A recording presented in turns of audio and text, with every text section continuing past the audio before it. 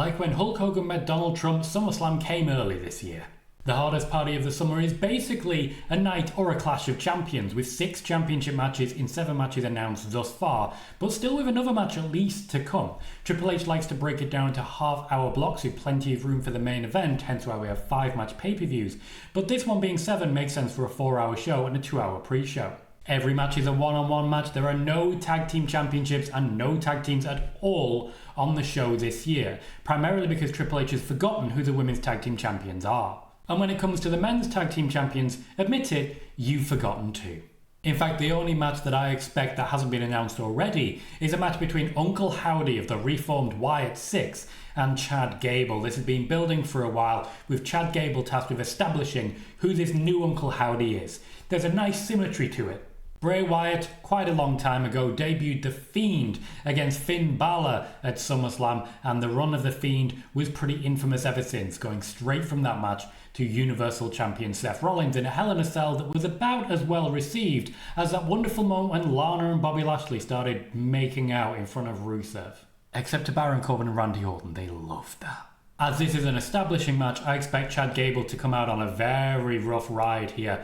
Plenty of Wyatt Six members who can really screw him over, and very little Alpha Academy to help out going forwards. The Creed brothers likely will get involved, but it won't be yet because there's a lot more to go, and Chad Gable's going to need some losses before he gets some backup.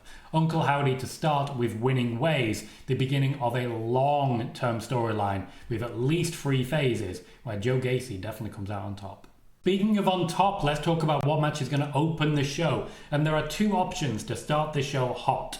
There's the incredibly hot feud between Rhea Ripley and Liv Morgan. Both also incredibly hot people doing incredibly hot person things like beating the hell out of each other. That would start the show hot. But you know what else would start the show hot?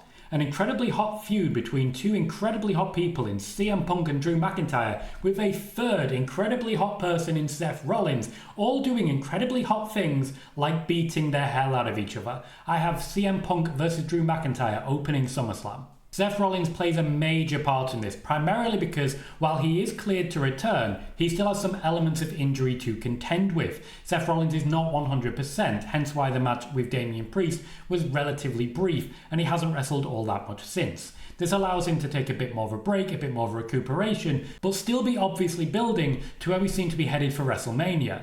Seth Rollins versus CM Punk like it should have been this year. Now, it certainly sounds like I'm discounting the Drew McIntyre element, but not on your life. The CM Punk vs Drew McIntyre feud has been very rewarding for both individuals and the WWE. And honestly, when it comes to Drew McIntyre's new contract, this feud has paid back his faith in the WWE and more. I'm confident championships are coming his way. I'm confident he'll challenge the winner of the World Heavyweight Championship match at SummerSlam at the upcoming WrestleMania. I'm also confident that he will beat CM Punk in CM Punk's return match, largely because of Seth Rollins, but also genuinely in a bit of a jab at AEW because of the injury that CM Punk is still carrying. I expect it to be heated, I expect it to be emotional, and my God, I expect it to be fun. We move on to our first women's championship match now. Bayley defending against Nia Jax, the Queen of the Ring. And Nia Jax is pretty much the only legitimate threat to Bayley at the moment in the women's division. It's difficult to see anyone other than Nia Jax really being a competitor to Bayley going forwards, which suggests to me that Nia Jax is likely to win this one. However, I still have confidence in Bayley, particularly knowing that we are this close to return for a number of key figures in the women's division. Firstly, Charlotte Flair. Secondly, still undrafted, Alexa Bliss. Both of these women could theoretically take the WrestleMania match, with Charlotte versus Nia Jax pretty obvious as an option, but also Bayley versus Alexa Bliss. We have lots of people available who are not currently being built up, but the SmackDown division revolves around Bayley versus Nia Jax until at least Charlotte Flair returns. Personally, I think Bayley retains. Nia Jax does get her championship at some point in the future, before then facing Charlotte Flair further down the line. Next up, our first rematch. Sami Zayn takes on Bron Breakker for the Intercontinental Championship. And even though Sami defeated Bron Breakker pretty clean quite recently, we are now back in the ring together, which sends a pretty clear message that Bron Breakker is taking this one. I was stunned, nay, slightly surprised that Bron Breakker lost in their previous match but this seems pretty clear. It is a even more dangerous Bron Breakker than was previously incarnated, leaving Sami Zayn with very few options available. He's been a strong Intercontinental Champion. He defeated Gunther clean. He defeated Bron Breakker clean. He defeated some monsters. But with the way Ilya Dragunov was dispatched, you've got to believe this time Bron Breakker gets his moment. Next, and speaking of big moments, Damian Priest defends the World Heavyweight Championship against Gunther. And do you get any more crowning glory than this moment? Bash in Berlin is coming, and while they could push this one back to a rematch, I can't imagine they're going to do it because they already have so many rematches and returns of favours. Damian Priest has had a great run so far. He's defeated some big names in order to get into a strong position. Gunther is not someone that you add to your laundry list. He's not a notch that you put on your bedpost. And while this is another match between two incredibly hot people doing hot guy things and throwing each other around in the hottest party of the summer, it is the end of Damian Priest's party, and in fact, the end of Judgment Day as well. He won't know it yet, but I see Damian Priest losing his championship and his faction in one fell swoop. 3 matches left and it's time for the YouTube Championship. LA Knight challenges Logan Paul in a match that was first expected to appear at this year's WrestleMania. Logan Paul should not have had the United States Championship this long, and it needs to come to an end. LA Knight is the perfect person for it, and a person that a lot of fans are genuinely worried Triple H has already given up on. After some huge moments for LA Knight, really, he's been spinning his wheels, playing with his thumbs, and basically just playing with himself for the entire time until now.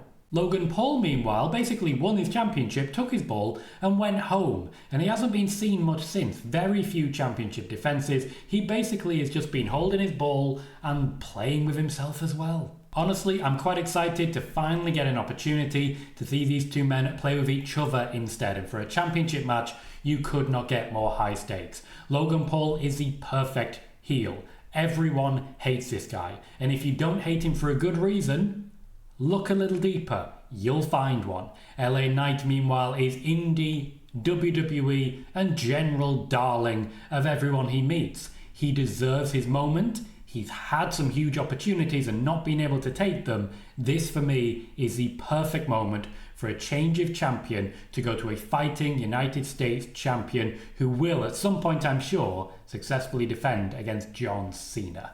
2 matches left, and before the main event I have Liv Morgan defending the Women's Championship against Rhea Ripley. Typically, Triple H will alternate women's titles on pay-per-views to make sure that one women's championship does not appear on 2 in a row. SummerSlam, WrestleMania, the big shows are of course the exception, though I'm not trying to suggest that there'll be 2 women's championships on the big show anytime soon. The Liv Morgan and Rhea Ripley storyline has largely been around Dominic Mysterio. Why? Because Rhea Ripley's been injured and not able to appear on television. Dominic Mysterio has also been injured, but he hasn't had to wrestle, so this was a very clever use of all 3 individuals. Liv Morgan has not had many title defenses, and this is one of the things that makes me think she might actually keep hold of this championship. Morgan has seriously impressed WWE officials, and with her overall storyline has seriously impressed a lot of people in that locker room. It's certainly true that Mami's home, but give a little bit of respect to Liv Morgan, who's carried this feud with Dominic Mysterio for months while Rhea Ripley has been unavailable. Rhea Ripley is not 100%, but she is back, she is ready to go, and I do feel Liv Morgan is the perfect person to get the best out of her. These two have a natural chemistry. I'm not even just talking about the wrestling. They have a natural repartee, they have a natural charisma. These two work.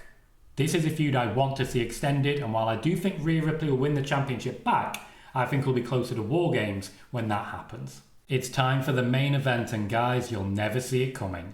This SummerSlam, I've been told many times, is going to be about symmetry. The Uncle Howdy spot replacing The Fiend in a memorial of all that came before, and also the return of Roman Reigns in 2020 before he joined Paul Heyman and the Bloodline all started. The crowning of a new tribal chief?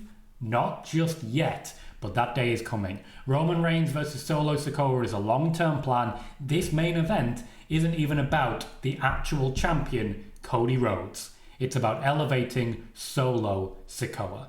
Solo Sikoa is our second tribal chief. The third tribal chief, Jacob Fatu, has in fact already debuted, and this new faction of Solo Sikoas is an evolution of a bloodline faction that will never again leave the WWE.